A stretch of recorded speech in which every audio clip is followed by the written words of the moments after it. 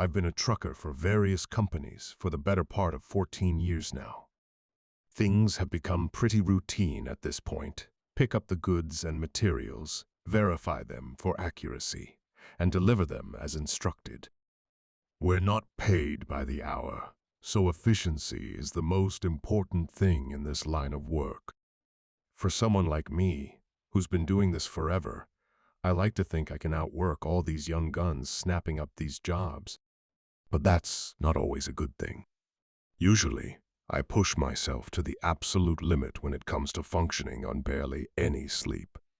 About 4 years ago, I was working for a warehouse based in North Dakota. For anyone who doesn't know, North Dakota is one of the flattest states, which makes trucking easier. That also meant skipping a few hours of sleep could mean the difference between keeping my job or getting the sack.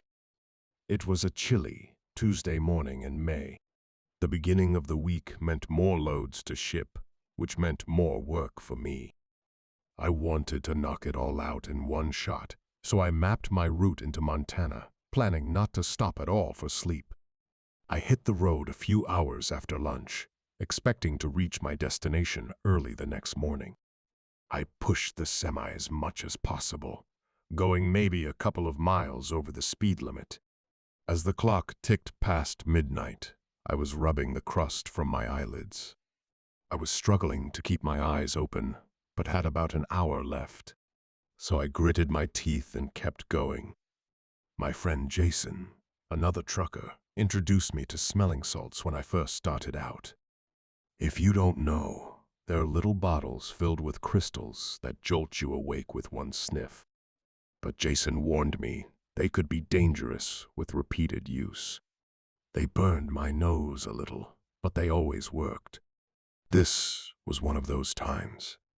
I took a big whiff, and the rush of adrenaline coursed through me. I hoped it would last until the end of the drive. A half-hour shot by, and I was barely holding on. My truck drifted onto the shoulder, the loud rumble jolting me awake. It was getting dangerous, and I knew I had to pull off. But there was nowhere to stop, just endless woods on either side. Slowing down, I scanned for somewhere to park. My headlights cut through the darkness, revealing more of the road. That's when I saw something odd, a purple dress lying in the middle of the road. At first, I thought I was hallucinating. I rubbed my eyes and blinked, but the dress didn't disappear. As I rolled past it, I dismissed it as weird but unimportant. Then, about 200 yards ahead, I saw a pair of shoes. Now I was freaked out. What the hell was going on? I clutched my dad's old cross hanging from the rearview mirror, muttering a quick prayer. Further ahead, I spotted more clothing, some of it clearly belonging to kids. This time, I stopped the truck. Panic set in as I sat there, staring into the darkness. Nothing happened. Against my better judgment, I stepped out to inspect the clothing. The chilly air woke me up as I approached the pile cautiously. It was kids, clothing boys, and girls. I glanced toward the woods but couldn't see anything in the pitch black.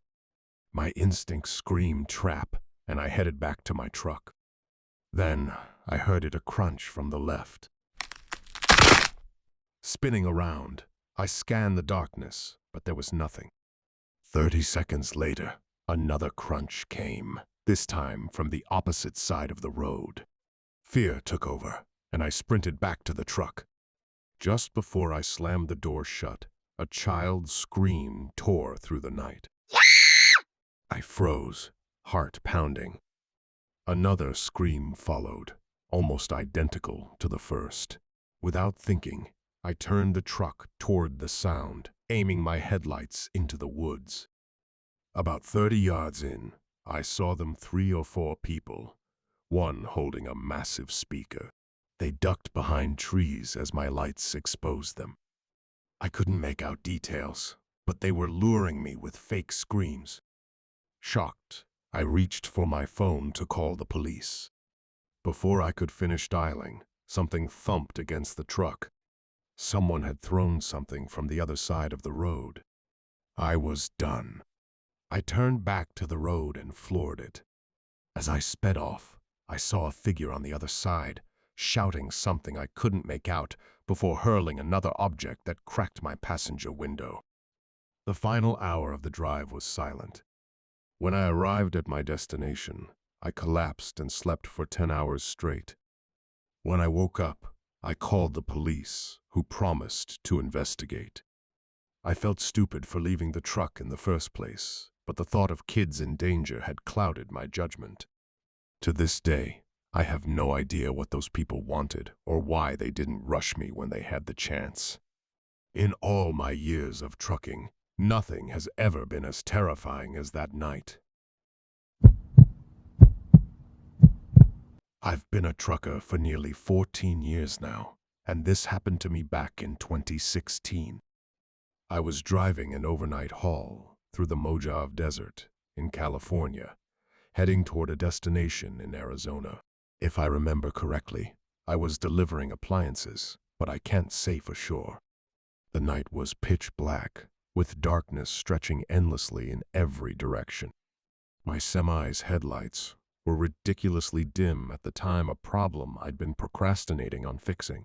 Usually, I wouldn't notice, but with no other cars on the road, their inadequacy became glaringly obvious. I had to strain my eyes every few minutes just to make out the road ahead. That alone could have turned into its own horror story. I debated pulling over until sunrise, but decided against it. I really needed the money, so I kept driving despite the risks. The road was straight, and I figured it would be fine. It was probably about an hour before sunrise when I saw something ahead, a fast-approaching shape in the distance. Worried it might be an animal, I hit the brakes hard. As my truck screeched to a stop, I saw what it was. A car sitting dead center on the double yellow lines, its hazard lights flashing. The passenger door was wide open. My semi stopped just a foot away from slamming into it. Now, I'm not easily spooked. I've seen my fair share of bar fights and rough situations, so my first reaction wasn't fear, it was curiosity. I thought maybe someone needed help, like a jump start or something. Reversing slightly, I parked the semi on the side of the road and stepped out. It was a warm, still night, eerily quiet, with no wind. The only sound was the faint ticking of the car's hazard lights. The car, a shiny red Ford Fusion, looked brand new. Approaching cautiously, I noticed the passenger door was wide open. That's when I stopped cold. The car was completely empty. I checked every corner, even the back seat, but there was no one there. Suddenly, I felt uneasy. Someone had to be out there, but where? I kept glancing over my shoulder, half expecting someone to charge at me from the darkness. With only my truck's dim headlights cutting through the black, the scene felt surreal and wrong. Still, against my better judgment, I kept investigating. The keys were still in the ignition, but the engine was off. I decided to check the trunk. At first, it wouldn't open.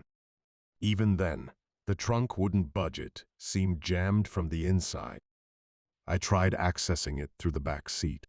To my surprise, the trunk finally opened, revealing 3 squished garbage bags tied together with a rope.